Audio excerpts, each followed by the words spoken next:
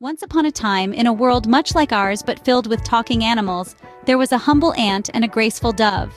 The ant, small, hardworking, and diligent, spent its days scurrying about, always busy with one task or another.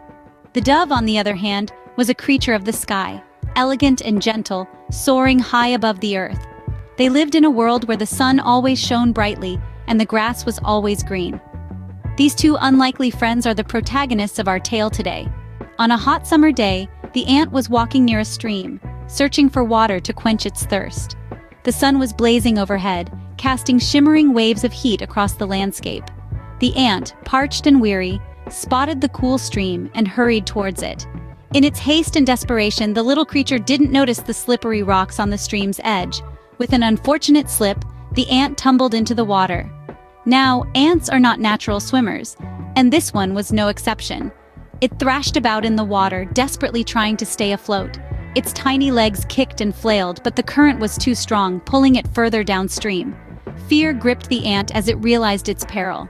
It was in a battle against nature, and it was losing. The ant cried out, its voice barely a whisper in the vastness of the world. As the ant struggled, it cried out for help, hoping against hope that someone would hear its plea. High in the sky, the dove heard the ant's cries and didn't hesitate to help.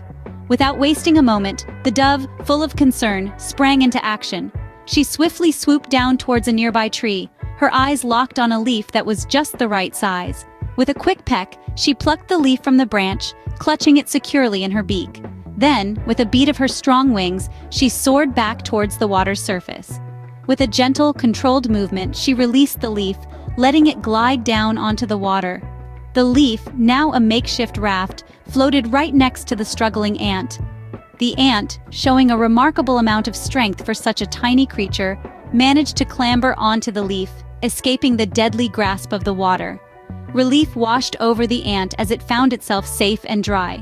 The ant, relieved and grateful, thanked the dove for its kindness and bravery. A few days later, the dove was unaware of a hunter aiming an arrow at it from the ground. Suddenly, the ant, spotting the looming danger, made a quick decision. With a swift dash, it scurried up the hunter's boot and bit him sharply on the foot. Startled, the hunter let out a yelp. His arrow zipped past the dove, missing its mark.